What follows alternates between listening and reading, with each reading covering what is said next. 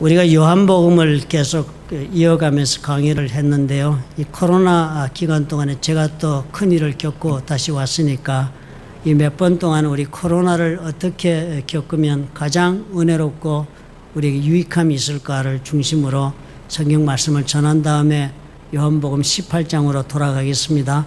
요한복음 18장은 예수님께서 잡히시고 그리고 또 십자가에 달리시는 이야기가 시작되는 장이 되겠습니다.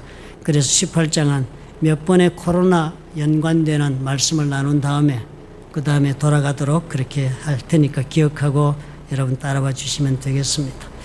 지난주 우리가 나눴던 말씀 여러분 기억하시는지요? 나에게 찾아온 위기를 얼마든지 우리는 기회로 만들 수는 있다. 그러나 그것이 무조건적으로 기회가 되는 것은 아니라 했습니다. 먼저 우리 자신이 개조되는 그런 과정을 거쳐야만 이 위기가 나에게 기회로 다가올 수 있다 하는 말씀을 살펴보았어요.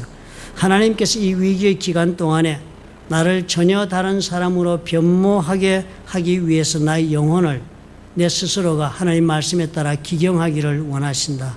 내 영혼을 갈아엎어서 그 내 영혼을 갈아엎으니까 내 인생을 갈아엎는 것과도 똑같은 과정을 겪는 것입니다. 그래서 모든 하나님을 떠났던 것들을 우리 하나님은 내 속에서 제거하기를 원하신다. 그래서 내 영혼이 준비되기를 원하신다 하는 말씀을 살펴보았습니다. 그래야만 나에게 삶에 찾아온 위기가 기회로 변할 수 있는 길이 열린다 하는 것을 우리가 말씀으로 나누었습니다. 그런데 이 기경을 한다는 것이 그렇다면 과연 무엇을 위한 것인가 하는 생각을 우리가 해보지 않을 수가 없습니다. 왜냐하면 땅을 갈아엎어서 그냥 그대로 땅을 놔두기 위하여 땅 그 자체 기경하는 것 자체가 목적이 될 수는 없는 것입니다. 왜냐하면 땅을 그렇게 갈아서는 그곳에 무엇인가를 심어서 열매를 맺고자 하는 의도가 있으니까 땅을 갈아엎은 것이 되는 것입니다. 그러니까 우리가 정말 지난주에 한 그 모든 나눴던 말씀으로 내가 은혜를 받고 마음의 결단을 한다 할지라도 그래서 나는 이 준비된 영적인 상태를 가지고 무엇을 목표로 해야 하는가 하는 생각을 해보아야 하는 것입니다. 사실 지금 이 기간이 얼마나 좋습니까? 우리는 한순간도 사람들과의 간섭이나 이 관계를 벗어날 수 있는 기회가 없이 살아왔습니다. 저는 요즘처럼 이렇게 조용한 기회는 내 평생에 처음인 것 같습니다. 미국 삶이 또 얼마나 여러분 바쁘고 분주합니까? 1분도 자신이 스스로 자신의 생각에 그렇게 파묻혀 지낼 수 있는 시간이 허락되지 않는 그런 바쁜 삶을 우리가 사는데요. 지금 얼마나 좋은 기회를 맞았는지 몰라요. 내 스스로 내 자신을 성찰하고 그리고 내 자신을 새롭게 다짐하고 내 자신에 대한 이해가 더 깊어지는 그런 기회를 가질 수 있으니까요. 이보다 더 좋은 일이 없는 것입니다. 그렇게 해서 내 영혼이 하나님 앞에 새롭게 준비가 된다면 이전에 내가 살아온 그 모든 삶의 문제 가운데 고통 가운데 있었던 그 상태에서 내 마음이 잠시 떨어져 나와서 새롭게 기경이 되고 준비가 된다면 준비된 만큼 효율적으로 앞으로의 삶을 살아갈 수가 있을 것이기 때문에 이 기회가 대단히 좋은 것입니다. 새로운 날을 위한 준비는 무엇인가를 위한 준비가 되어야 하는 것입니다. 요한복음 5장에서 놀라운 이런 이야기를 우리가 보았습니다. 예수님은 내 인생에 있어서 열매를 맺는 것이 어떻게 맺어지는가를 요한복음 15장 말씀에서 이렇게 말씀하셨어요. 15장 4절에 내 안에 거하라. 나도 너희 안에 거하리라. 가지가 포도나무에 붙어있지 아니하면 스스로 열매를 맺을 수 없음 같이 너희가 내 안에 있지 아니하면 그러하리라 그랬습니다. 사실 우리가 살아가면서 열매를 맺는다는 것이 얼마나 중요합니까? 인생을 살았을 때요, 무슨 일을 하나 열심히 했으면 반드시 그 일을 한 다음에 열매가 있어야 합니다. 아무 열매 없는 일을 내가 했구나 하는 생각이 들면 그것보다 더 처참한 실패가 없는 것입니다.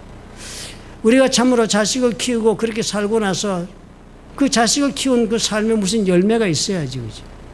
우리가 결혼해서 두 사람이 가정을 이루고 살았다면 그 가정이 산만큼 무엇인가 열매를 맺어야지, 그죠? 우리가 직장에 나가서 일을 한 횟수가 있다면 그 일한 만큼 무엇인가 내 삶에 열매가 맺혀야지, 그죠? 그런데 많은 경우 우리는 어떤 자신을 발견합니까? 열매 맺지 못한 내 자신을 발견할 때가 많은 것입니다. 그것이 곧 어떻게 우리를 괴롭힙니까? 고통으로 다가오는 것입니다.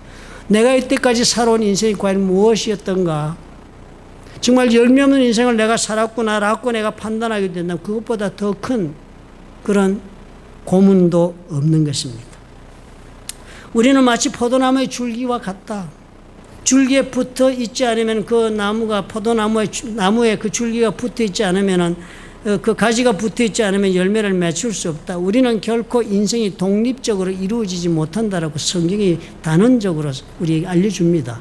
어느 인생도 아무리 놀랍고 출중한 능력을 지녔고 무슨 그런 모든 일을 할 수 있는 자원을 가지고 있는 사람이라 할지라도 스스로 독립적으로 열매를 맺을 수 있는 존재는 없다.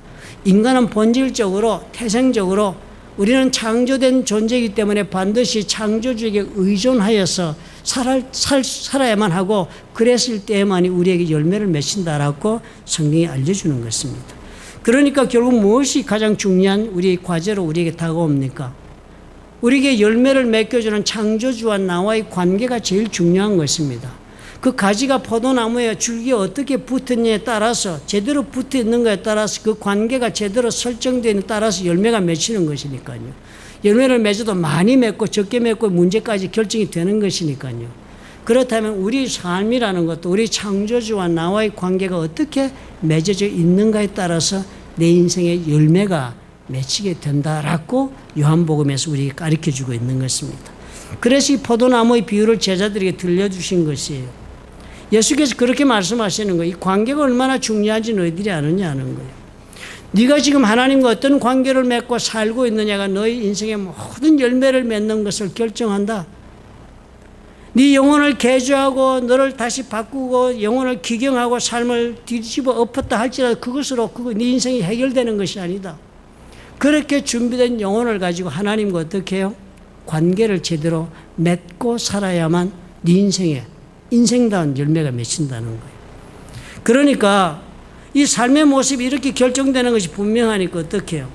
내가 이 새로운 관계, 이 예수님과 새로운 관계를 위해 이 영혼을 준비했으면 우리가 총력을 기울여서 이 관계를 시작을 해야 되는 것입니다. 코로나 이 격리 기간이 그래서 우리에게 유익한 기회가 될 수 있어요.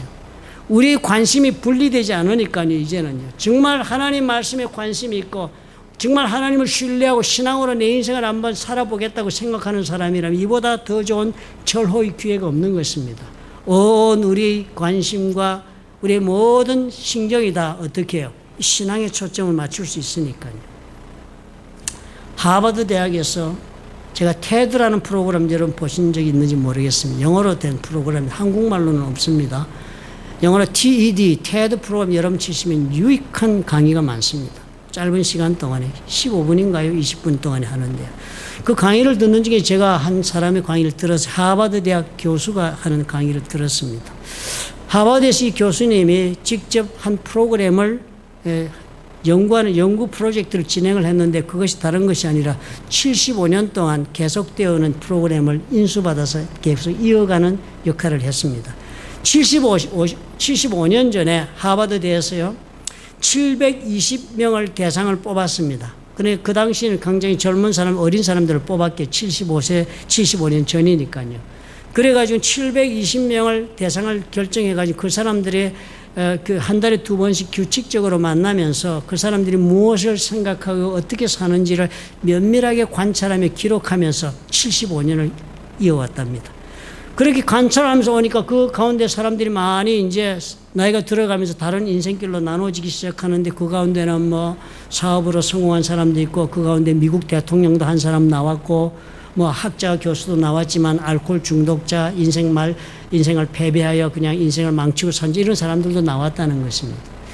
여러 종류의 다른 사람들이 다 나왔지만 이 사람들이 그래서 사는 그렇게 75년 뒤에 과연 어떤 모습으로 사는 사람이 행복한가를 관찰해 보았답니다. 성공한 사람, 대통령이 된 사람, 사업에 성공한 사람, 모든 사람들을 다 관찰해 버리고 이 사람이 행복한가를 보니까요. 그 행복한 이유가 대통령이 되어서 행복한 것이 아니고 사업에 성공해서 행복한 것도 아니고 무슨 명성을 얻어서 행복한 것이 아니고요. 이 행복하다라고 하며 행복하게 사는 사람들은 모두 다 관계를 이루는 일에 성공하고 있는 사람들이었다는 것입니다. 다시 말해서 관계를 잘 맺고 사는 사람들, 세상과 좋은 관계를 이루고 있는 사람, 부부 간의 좋은 관계를 맺고 사는 사람, 부모 자식 간의 관계, 그리고 모든 일하는 직장 동료들 관계, 이런 모든 자기에게 주어진 관계를 잘 맺고 사는 사람, 그 관계가 좋은 사람들은 인생이 어떻게 해요? 행복하다 하는 것이었습니다. 그 외에 어떤 다른 이유가 없었다는 것에 이 연구를 한 학자들이 놀랬다는 것입니다. 아무것도 행복에는 연관이 없더랍니다. 모든 것이 관계에서 결정나더라는 거예요. 아무리 원하는 목표에 올라가 성공의 자리에 갔더라도 관계가 어그러져 있으면 그 사람 행복하지 못하더랍니다. 가장 중요한 것이 무엇이라고 인생을 사는데, 그래서 이 사람은요, 관계다 그랬습니다. 그래 놀라운 것은요, 우리가 성경을 들여다보니까 그리스도인들이 가장 중요하다고 성경이 가르치고 있는 것이 무엇이었습니까? 그것이 바로 하나님과 우리의 관계에 대한 말씀입니다. 요한복음 15장 4절의 말씀도 바로 그것을 지적하고 있습니다. 하나님과 나와의 관계가 어떠한 것에 따라서 네 인생의 열매가 결정된다, 이렇게 가르치고 있잖아요. 그 관계가 우리를 행복하게도 그리고 우리를 불행하게도 만드는 그 기초가 되는 것입니다. 모든 인간사의 관계는 다 이 관계로부터, 하나님과 나와의 관계로부터 흘러나오고 통치받고 지배받는 것입니다. 하나님과 나와의 관계가 잘 돼야 삶의 열매, 즉 부부간의 열매도 맺히는 거예요. 부부가 서로 성격이 다르고 서로 생각이 달라 불행하다고요?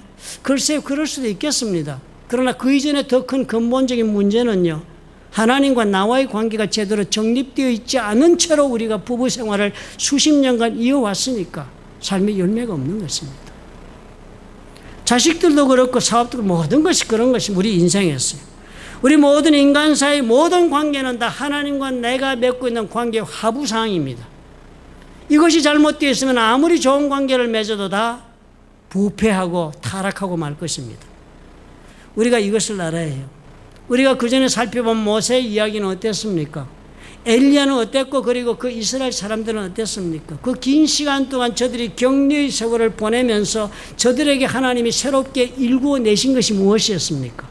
저들이 새로운 사람으로, 다른 자세로 사는 사람으로 그렇게 변모하게 해가지고 하나님이 저들과 무엇을 이루었습니까? 모세와 무엇을 하나님은 얻어내었습니까? 새로운 하나님과의 관계를 시작했습니다. 떨기나무 아래 만나서 변화된 모세를 하여금 하나님과 새로운 관계를 출발시키도록 하신 것이 하나님이었습니다. 그것이 이스라엘의 역사의 시작이었습니다. 이스라엘 백성은 바빌론에 가서도 무엇을 하나님 기대했습니까? 하나님과의 새로운 관계였습니다. 성전에서 제사를 지내고 살던 그 사람들이 삶의 자세가 변화해서 이제는 하나님과 말씀 사이의 관계를 맺는 사람들로 변화된 것을 하나님이 기초로 해서 저들로 하여금 다시 돌아오게 했던 것입니다. 엘리야도 마찬가지지요. 새로운 하나님과의 관계 속에 들어가게 해서 그 사람들이 삶이 새롭게 시작되고 새 열매가 맺힌 것입니다. 그러므로 우리가 이렇게 혼자 세월을 사는 동안에 우리 목표는 그럼 어디로 가야 돼요? 당연하지요. 자신의 삶을 돌아보고요. 아무리 돌아보고 한탄한들 무슨 소용이 있습니까? 내 인생을 오늘까지 살면 나는 정말 낭비했다. 나는 누구 때문에 인생이 이렇게 돼. 이 이야기는 아무런 도움이 되지 못합니다. 나의 인생에 도움이 되지 못해요. 나의 고통을 경감시키는 일에 도움되지 않고요. 나로 하여금 행복하게 만드는 일에 조금도 도움을 주지 못합니다. 우리는 뭘 목표로 해야 되겠습니까? 정말 행복한 인생, 정말 하나님의 의미 있는 삶을 살고자 한다면 어떻게 해요? 하나님과의 새로운 관계를 내가 지금 모색해야 하는 것입니다. 하나님과의 새로운 관계, 내 영혼도 준비시키고, 그래서 이제 새로운 관계를 모색해서 하나님의 그 원하시는 관계 속에 내가 출발하면 되겠는데요. 오늘 로마서의 말씀을 보니까 바로 여기에서 누구에게나 공통적인 문제가 발생한다는 것입니다. 쉽게 회개하고 새로운 관계를 맺고자 했다고 해서 그 사람 속에 관계가 시작되고 발전되고 그래서 열매 맺히는 일이 벌어지는 것은 아니다 하는 이야기를 바울이 지금 한 것입니다. 이렇게 적지 않았어요? 내가 행하는 것을 내가 알지 못하노니, 영어로 그랬습니다. I do not understand what I do. 내가 지금 뭘 하니 나 이해가 안 된다. 자기 자신이 이해가 안 된다는 거예요. 세상에 이런 무책임한 말이 어디 있습니까? 지 하고 싶은 대로 다 해놓고는 나 지금 내 자신이 이해 안 된다. 이거 말이 됩니까? 지금 바울이 그 얘기하는 거예요. 내가 이해가 안 된다. For what I want to do, I do not do. 내가 하고 싶어 하는 것은 내가 하지를 않는다는 거예요. 아, 이거 꼭 이래야 되는데 그거 해야 되겠다라고 해서 했다고 해서 그 일을 내가 하는 것이 아니다. But what I hate, I do. 그런데도 불구하고 나는 싫어하고 미워하는 걸 해서는 안 된다고 생각하는 일을 내가 하고 있으니까 이 정말 내가 이해가 안 된다는 것입니다. 대단히 우스운 표현 같잖아요. 그죠? 마음의 결심이 약해서 하고자 했더라도 그 생각대로 못했겠지. 무슨 교묘한 변명을 저렇게 자기 합리를 하고 있느냐라고 생각할 수도 있습니다. 그렇지만 이게 사실인 것입니다. 사도 바울이 이야기한 것은 우리는 누구나 다 아무리 고귀한 도덕적인 수준에 올랐다 할지라도 우리 스스로 육체를 가지고 사는 것을 이 땅에 있는 동안 벗어나지 못한 존재다. 그러므로 우리 속에는 결코 변화되지 않은 죄된 본성이 그대로 남아있다는 거예요. 우리는 용서받은 죄인이지 죄가 없어서 의인이 된 것이 아닌 것입니다. 용서받아 의인이 된 것이지요. 그러니까 사도 바울은 우리 이 변하지 않는 본성 때문에 고뇌하는 자신의 속사람을 이야기하는 것입니다. 내 머리로는 이렇게 해야 되겠다 생각을 했지만 내 속사람, 죄된 본성에 사로잡혀 있는 내 마음은 어떻게 해요? 전혀 다른 행동을 하도록 나를 이끌어가 버리고 말았고 그렇게 내가 지고 말았다. 이해가 안 된다. 그만하는 것입니다. 심리학자 프로이드, 알프레드 융 같은 사람들도 그 얘기 똑같은 이야기를 다른 방법으로 표현했습니다. 인간의 무의식의 세계, 잠재의식, 무의식의 세계 속에 인간은 모든 자신이 겪은 기억을 다 저장해 놓고 있답니다. 그래서 그것이 상처일 때는 더 깊은 상처로 트라우마는 트라우마대로 남아 깊이 그 사람의 영혼 속에 그 무의식의 세계 속에 그냥 각인되어 있답니다. 그것이 해결되지 않으면 그대로 남아있다가 그와 연관된 어떤 일이 의식 속에 일어나면 그 무의식이 들고 일어나서 그 사람에게 전혀 다른 사람은 이해할 수 없는 이상한 행동을 하게 된다는 거예요. 바울처럼 나 이해가 안 되는 일을 내가 하게 된다는 거예요. 최근에 저는 누구죠? 그 목사님이 소개하는 그 설교 말씀을 듣다가 힐링 코드라는 책을 한번 보라고 그래서 제가 사서 보았습니다. 영어로 된 책을 사서 보았는데 아주 쉽게 썼더라고요. 저자가 알렉산더 로이드라는 분과 벤 존슨이라는 내과 의사입니다. 이 벤 존슨 내과 의사가 지난해 1월에 죽었다고 그럽니다. 알렉산더 로이드는 본래는 목사님이었습니다. 그런데 목사님인데 보니까요, 사람들이 너무나 우울증에 말리고 그리고 정신적인 질환에 많이 시달리는 걸 보고서는 공부를 하기 시작했습니다. 그리고 박사학위를 땄어요. 심리학 박사. 그리고 이 사람이 심리학으로 치료하는 의사가 되었습니다. 나중에. 그래서 닥터가 되었는데요. 이 사람, 그런 사람과 벤 존슨 내과에서 이 사람은 루 게릭병에 걸렸다가 알렉산더 로이드라는 이 의사가 처방해주는 방법에 따라서 자신이 행했더니 치료함을 받아, 루 게릭병 불치병이잖아요. 고침을 받아가지고 같이 조인해서 책을 썼습니다. 그 책에 이렇게 중요한 글귀가 하나 나와요. 인간의 모든 경험은 무의식의 세계 속에 기록되어 저장이 된다라는 것이 프로이드와 그런 알프레드 융의 이야기다. 그런데요, 이 사람들은 연구해 보았더니 그것이 그냥 마음이라고 하는 추상적인 그 단어로 표현되는 무의식 속에 있는 것이 아니고 우리 온몸 세포 속에 이 기억이 저장되어 있다는 것입니다. 그러면서 여러 가지 과학적 설명을 한 중에 그런 이야기도 장기식을 한 사람은요, 이전 소유자의 그 기억이 장기에 남아있어서 그것이 육체를 통해 나타난답니다. 심장이식, 신장이식, 간이식 하면요. 희한한 그런 증세가 나타난다. 그러니까 이 모든 우리 기억이 우리 온몸 세포 속에 있다는 나의 온 존재가 이 기억에 사로잡혀 있다 하고 표현할 수가 있겠습니다. 내 트라우마나 내가 경험한 상처라든지 내가 가지고 있는 모든 영혼 속의 문제가 그렇게 내 영혼 속에 내 온몸의 세포 속에 저장이 되어 있답니다. 그래서 이 두 분에 의해서 이렇게 결론을 내요. 내가 머리로 생각해서 하고자 하는 것과 내 마음으로 그래서 하고자 하는 것이 충돌하는 일이 생기면은 반드시 마음으로 하고자 하는 일이 이긴대요. 내 머리로 이것 하면 좋겠다, 옳다 해서 하는 것이 이기지는 못한대요. 내 기억 속에 남아있는 내 온몸 세포 속에 남아있어서 그것이 하고자 하는 대로 인간은 어떻게 해요? 끌려가고 만다는 것입니다. 바로 로마서 말씀대로 과학자들도 의사들도 얘기하는 것입니다. 그러니까 우리 행동은 어떻다는 거예요? 저와 여러분의 행동은요, 아무리 우리가 예수를 믿고 은혜를 입었어도 내 속에 해결되지 않고 남아있는 그 경험의 기억을 따라서 우리는 결국 행동하고 마는 그런 존재인 것입니다. 로마서 7장 15절의 존재인 것입니다. 내가 내 자신을 이해하지 못하겠다. 나는 정말 하나님 앞에 이렇게 회개도 했고 기도에 성령의 체험도 해서 성령이 충만하고 그래서 믿음이 있어서 하나님 앞에 사는데 왜 나는 이토록 그 믿음을 가지던 10년 전이나 지금이나 변화되지 못한 모습으로 살고 있는가?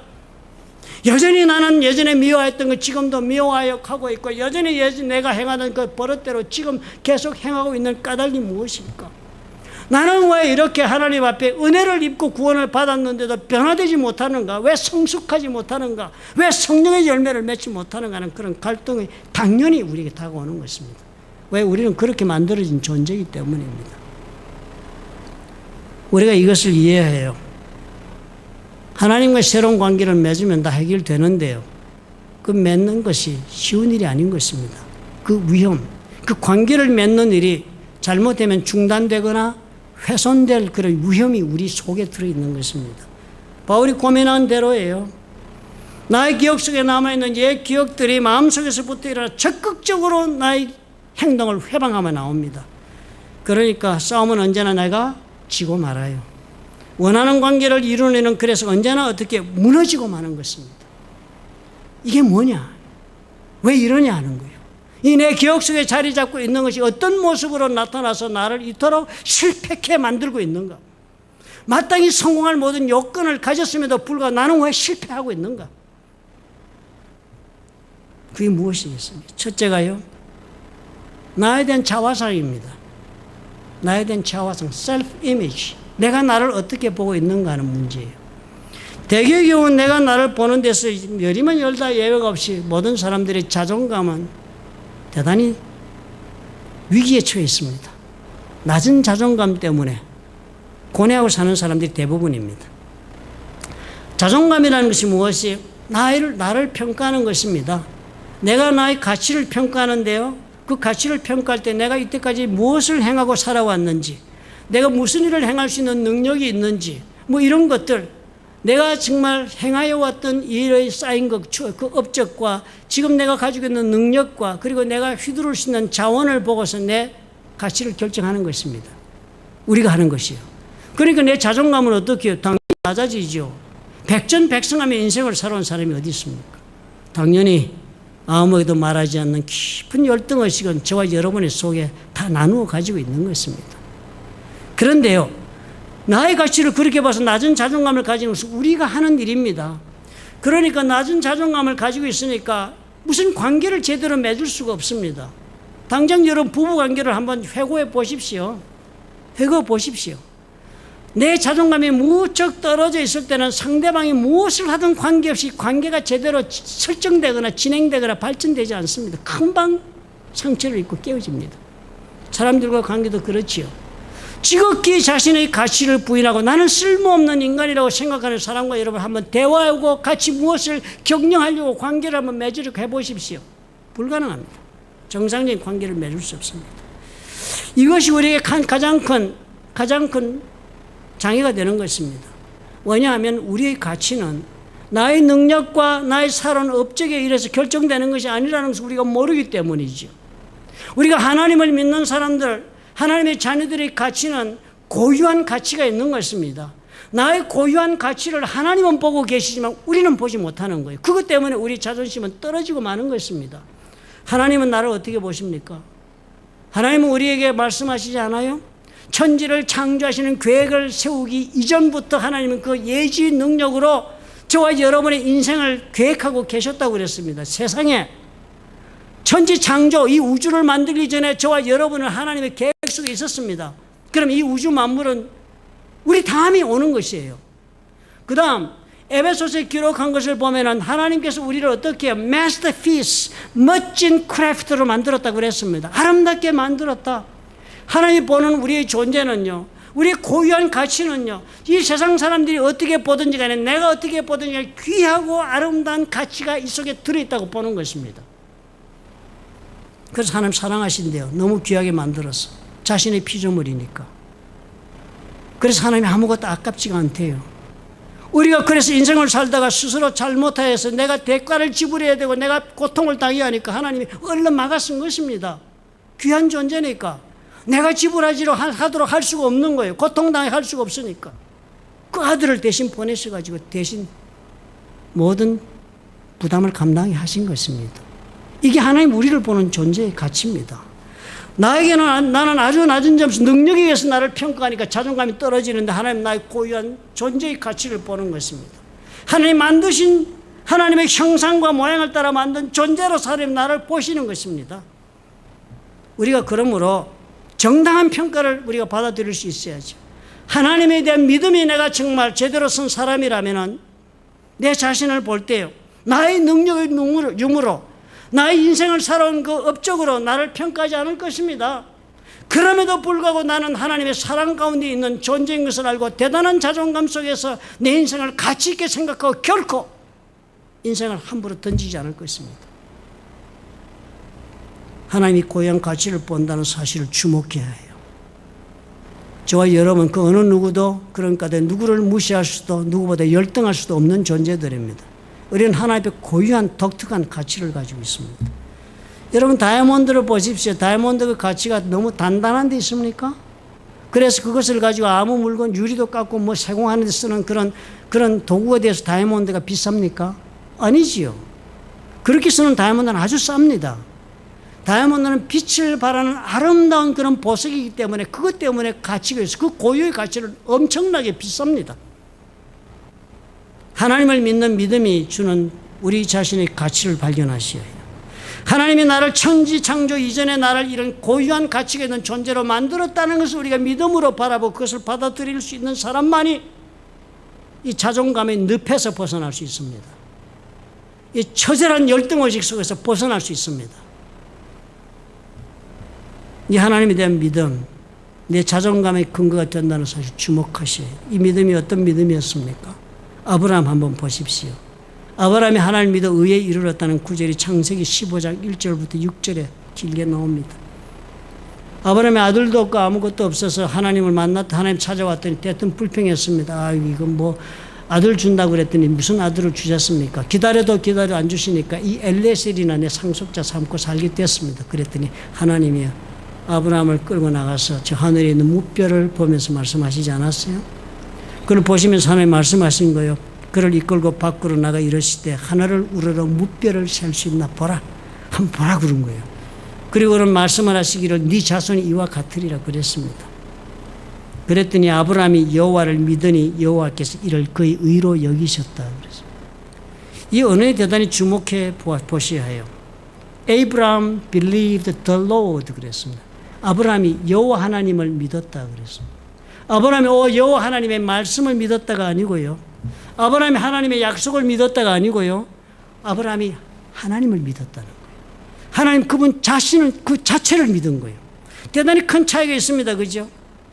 하나님이 나에게 무슨 일을 행하여 주실 것을 믿는 것도 아니고요. 하나님이 약속을 하지 나를 잘되게 해준다든지 아니면 문제를 벗어나게 했기 때문에 내가 하나님을 믿는 그런 믿음이 아니라 그런 모든 것을 뛰어넘어서 내가 하나님을 믿기 때문에 그 다음 모든 것은 당연히 하부상으로 따라오는 것입니다. 믿을 수 있든 믿을 수 없든 그것이 문제가 되지 않는 것입니다. 이런 믿음은요, 사랑하기 때문에 일어나는 믿음입니다. 예전에 한국에 제가 오래전입니다. 제가 대학 다닐 때인가요. 이태영 박사라는 분이 여권 신장을 위해서 한참 노력할 때 그때 여권들 우리 대학교 다닐 때 저는 여자들은 그저 뭐 아주 어비우즈 당하고 이혼 당하면서 위자료 한 번 못 받고 그랬습니다. 그래서 이태영 박사는요, 그런 억울한 처지에 빠진 여성분들 그런 분들을 도와가지고 합의 이혼을 하는 대신에 법정으로 끌고 가서 재판을 끌어내가지고 위자료를 받도록 케이스를 다 만들어준 분이었어요. 대단히 고마운 분이잖아요. 알거지로 쫓겨난 여자들 그렇게 재산 다 분할받아서 나올 수 있겠는데. 그러면서 이 이태영 박사가 어느 날 얘기를 하면서 허탈하게 웃으면서 이런 이야기를 하는 거예요. 그런데요, 많은 여자분들이 참 희한하다는 거예요. 애 둘씩 놓고 이렇게 살다가 이제 박해를 받고 막 어비즈 당해서 헤어지게 됐어. 그리고 다 케이스를 만들어줬는데 다 보면 무슨 사건이 생겨보면 얼뚜당도 않게도 합의 이혼세 도장을 다 찍어줘가 위자료 한 푼도 못 받고 케이스가 그렇게 뒤집어지고 끝나는 경우가 많다는 거예요. 그래서 한 사람 불러서 너 왜 그랬냐고 물어보았답니다.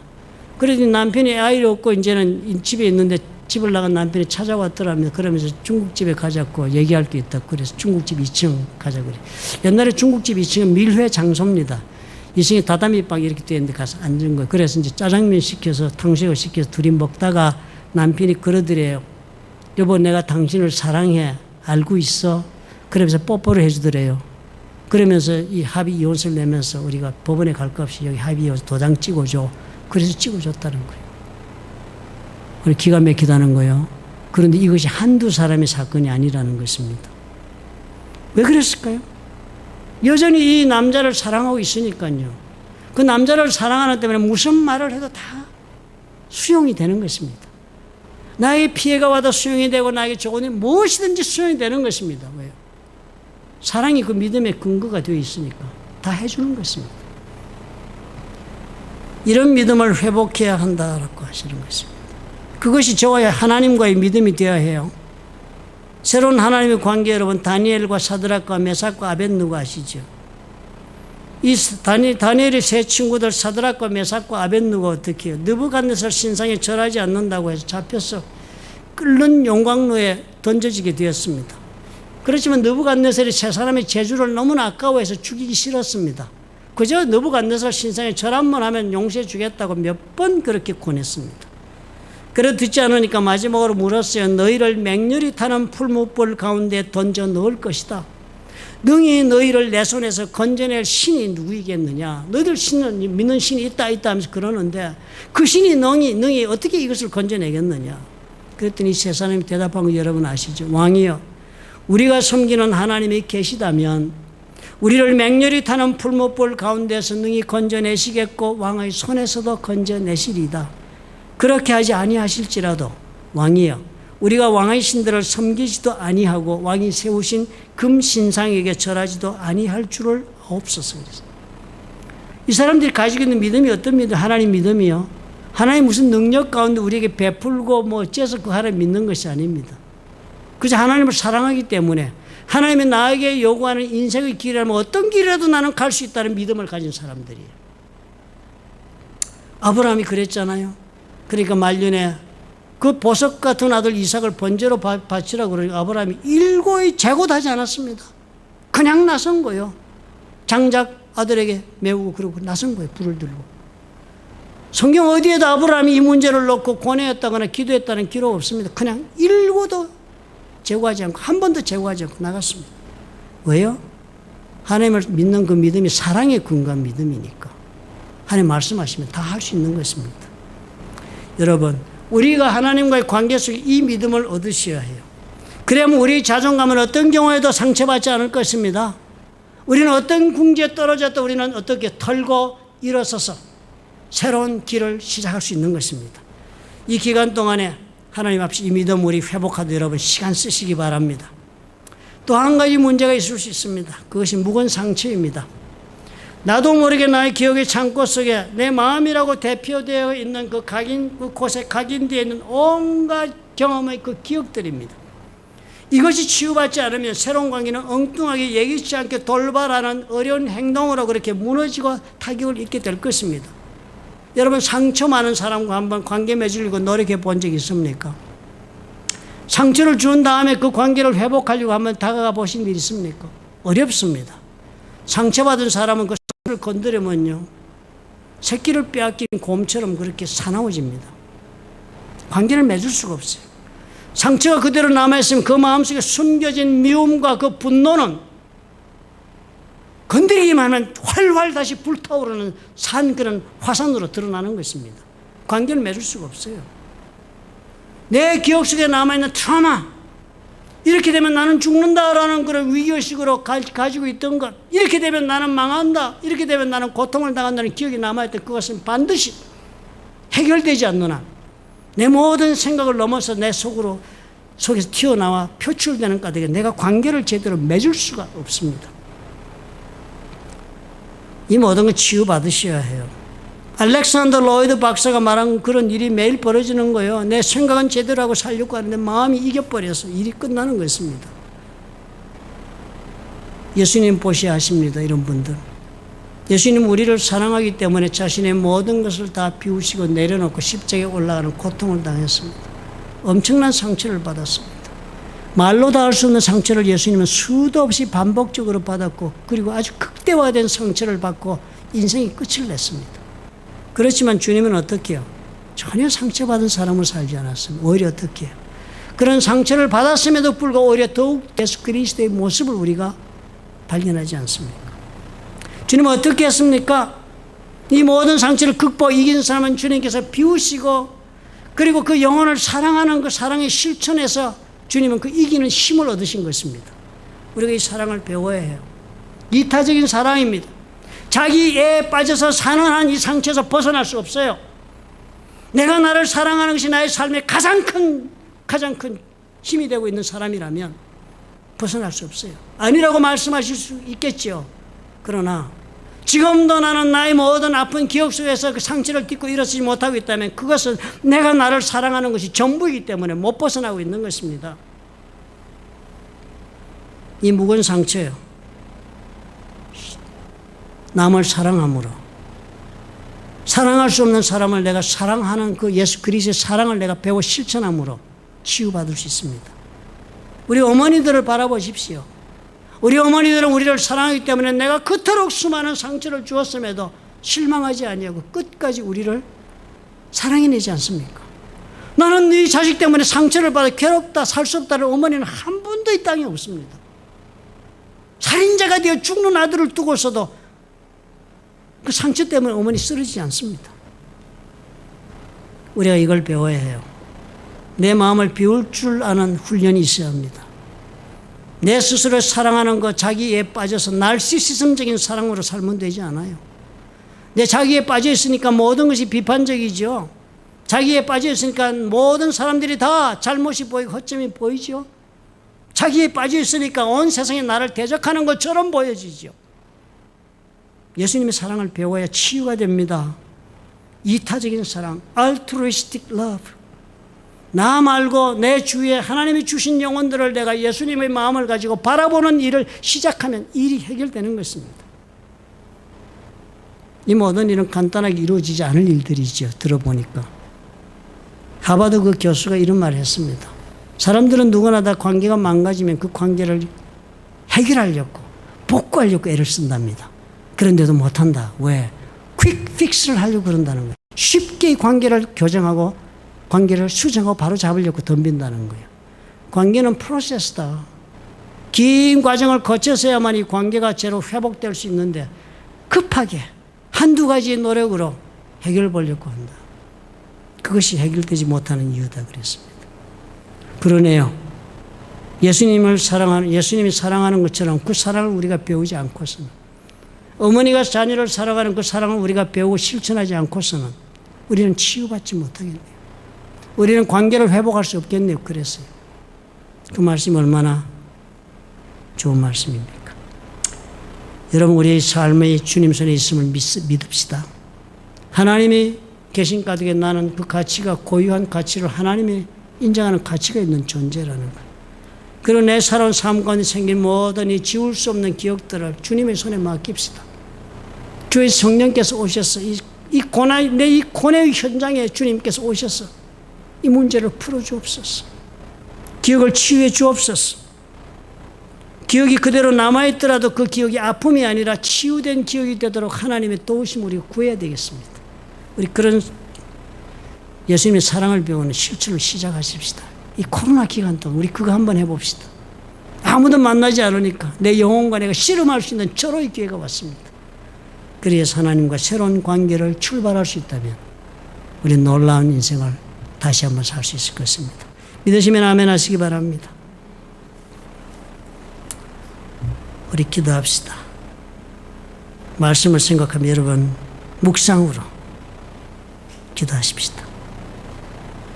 좋으신 아버지, 우리의 영혼 위에 말씀하시고 또 인도해 주옵소서. 기억할 수 있도록 도와주옵소서. 예수님 이름으로 기도합니다. 아멘.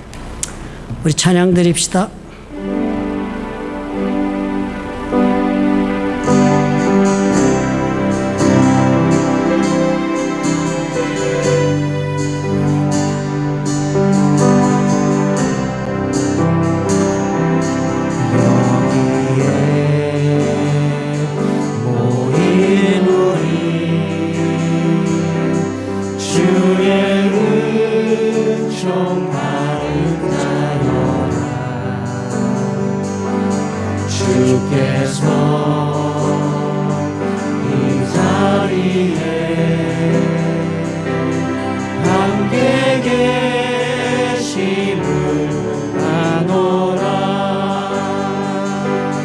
언제나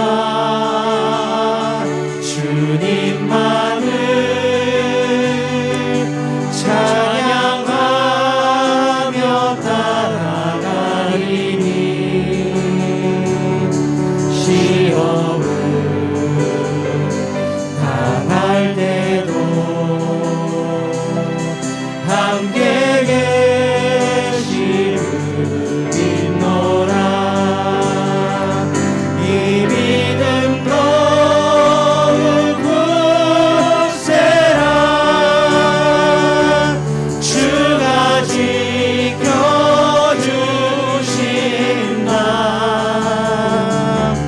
어른 밤에도 주의 밝은 빛 인도하여 주신다.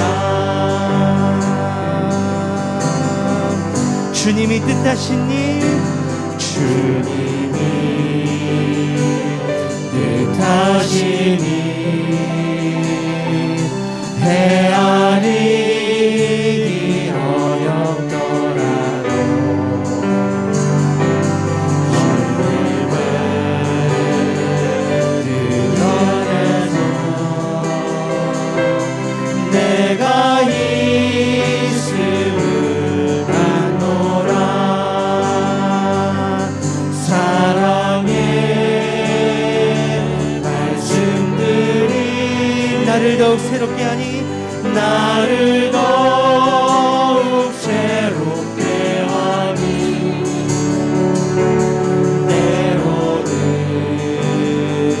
넘어져도 최후 승리를 믿노라. 이 믿음 더욱 굳세라. 이 믿음 더욱 굳세라. 주가 지켜주신다.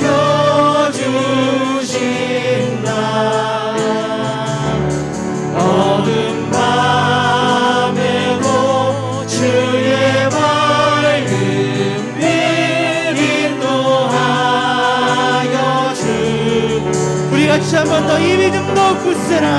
이 믿음 더욱 굳세라.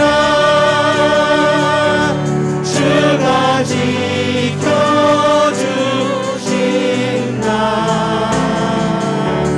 어두운 밤에도 주의 밝은 빛 인도하여 주신다. 어두운 밤에도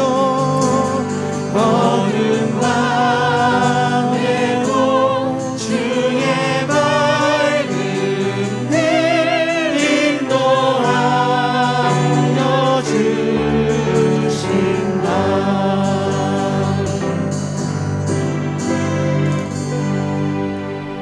사랑의 하나님 아버지, 참으로 고뇌의 긴 세월이 우리를 찾아왔지만 아버지, 우리는 이 기간 동안에 우리의 영혼을 기경하고 우리 하나님과의 새로운 관계를 모색하기 위하여 오늘 주님 마음을 새롭게 다짐합니다. 우리 하나님을 사랑하는 까닭에 가지는 믿음의 소유자가 되게 하옵소서. 우리 주 예수 그리스도를 사랑하는 까닭에 아버지의 치유의 아버지의 은혜를 입는 영혼들이 되게 하나님 축복해 주시옵소서. 그리하여 참으로 주님이여 아버지, 우리가 예수 그리스도의 그 이름에 의지하고 세상으로 보내진 자의 삶을 마땅히 살아낼 수 있도록 아버지여, 우리 하나님과의 새로운 관계 위에 출발할 수 있도록 우리 주여 자비와 긍휼을 베풀어 주옵소서. 이제는 우리 주 예수 그리스도의 무한하신 은혜와 아버지 하나님의 극진하신 사랑과 보혜사 성령님의 교통하심이 우리 하나님 앞에 새로운 관계를 시작하기로 믿음으로 하나님에 대한 사랑으로 출발하기로 결단하고 일어선 하나님의 사랑하는 자녀들과 그들의 생업과 가정 위에 보혈로 값지고 세우신 플러튼 좋은 교회와 파송하신 선교사들 위에 지금부터 영원토록 함께 하실지어다. 아멘.